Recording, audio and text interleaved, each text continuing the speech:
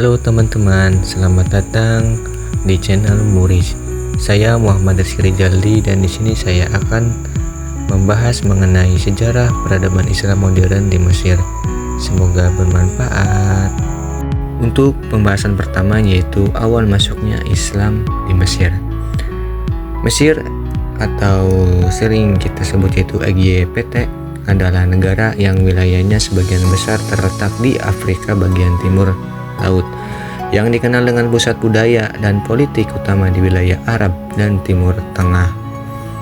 Mesir berbatasan dengan Laut Mediterania di bagian utara, negara Sudan di bagian selatan, Libya di sebelah barat, dan Laut Merah dan terusan Suez di bagian timur. Ibu kota Mesir adalah Kairo dengan luas wilayah 1.1450 km persegi.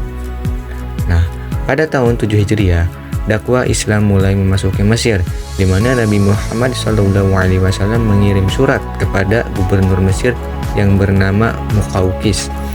Isi suratnya yaitu dengan menyebut nama Allah yang Maha Pengasih lagi Maha Penyayang, dari Muhammad hamba Allah dan utusan Allah kepada Raja Qibti Muqawqis. Keselamatan bagi orang-orang yang mengikuti petunjuk. Aku mengajakmu dengan ajakan Islam. Masuklah Islam, maka engkau akan selamat. Masuklah Islam, maka engkau akan diberikan Allah pahala yang berlipat ganda. Jika engkau menolak, maka akan menanggung dosa seluruh penduduk Qibti.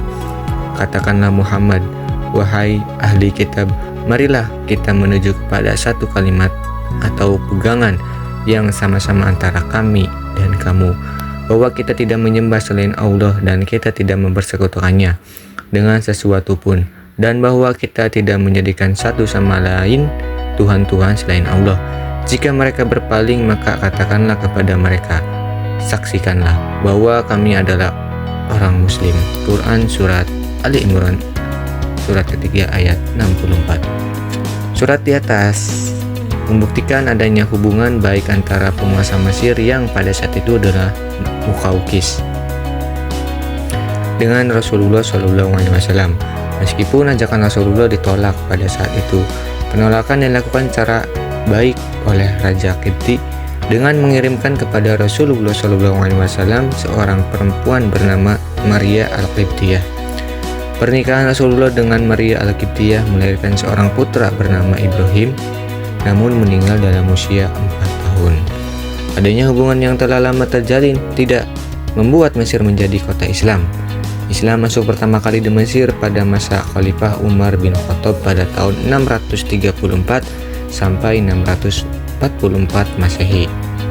Era ini dilakukan ekspansi ke Syria, Irak, Mesir, Persia, Palestina, dan wilayah-wilayah lainnya. Umar bin Khattab diberi gelar Amir al-Mukminin, pimpinan orang-orang yang beriman. Ekspansi ke Mesir dilakukan atas dasar adanya keinginan untuk memperluas ekspansi wilayah Islam. Adanya motivasi dari Rasulullah SAW untuk menaklukkan Mesir serta semangat penyebaran Islam. Saat perluasan wilayah ke Mesir, kondisi saat itu yang dialami bangsa Mesir yang asli yaitu suku Qibti sedang menghadapi serangan bangsa Romawi. Kekuatan kaum muslimin saat itu sangat dibutuhkan oleh suku Qibti. Umar bin Khattab melakukan ekspedisi ke Mesir dengan pasukan yang berjumlah 4.000 orang. Saat tiba di Mesir, yang menjadi sasaran pertama yaitu gerbang Al-Arish, Al-Farama, Bilbis, Dunya, Ain Syams, Benteng Babil, dan Iskandaria. Pasukan di bawah komando Amr bin Al-As berhasil menaklukkan Mesir. Ekspedisi dilakukan pada tahun 18 Hijriah, di mana berhasil menduduki Al-Arish dan Al-Farama atau pelabuhan Pelusium. Pada tahun 19 Hijriah atau 640 Masehi, pada tahun 20 Hijriah, kota Babilonia berhasil ditundukkan, serta Iskandaria pada tahun 641 Masehi.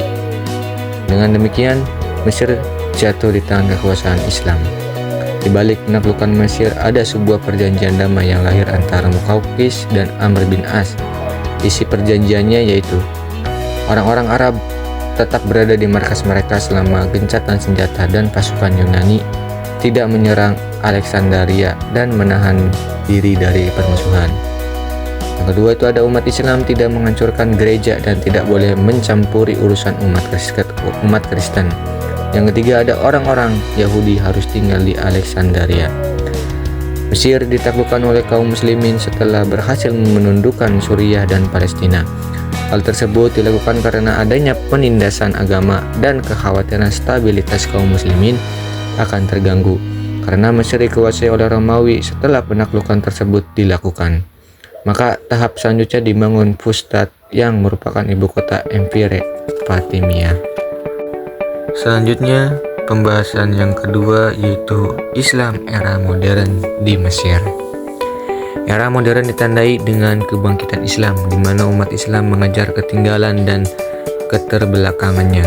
Dalam sejarah Islam, masa modern dimulai pada tahun 1800 Masehi, ditandai dengan munculnya ide-ide dan gerakan pembaharuan.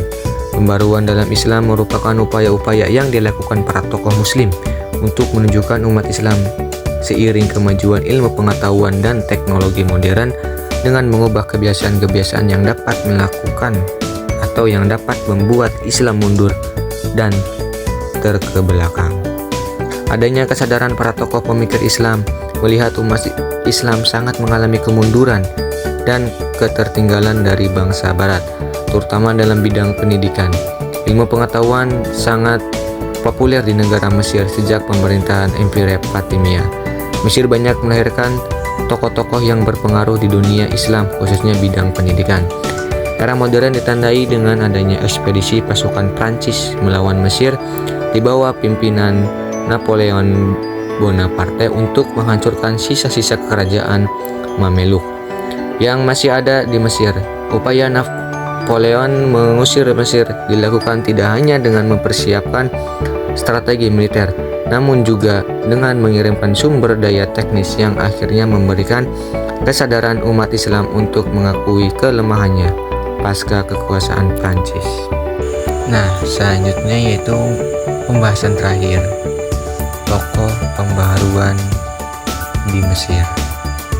Nah, tokoh-tokoh pembaharuan pendidikan di Mesir diantaranya ada Napoleon Bonaparte, Muhammad Ali Pasha, Rifa'a Badawi, Rafi Tahtawi, Sayyid Jamaluddin Al-Afghani, Syekh Muhammad Abduh, Qasim Amin, Sayyid Muhammad Rashid Ridho, Ali Mubarak, Toha Hussein, dan Hasan Al-Banna. Nah, para tokoh pembaharuan tersebut sangat antusias dalam membenahi sistem pendidikan di Mesir, dimulai dari pembangunan lembaga pendidikan modern, menyediakan sarana pembelajaran, memperluas kurikulum, serta memperhatikan akan hak perempuan untuk berpendidikan. Demikian pembahasan tentang sejarah peradaban. Semoga dapat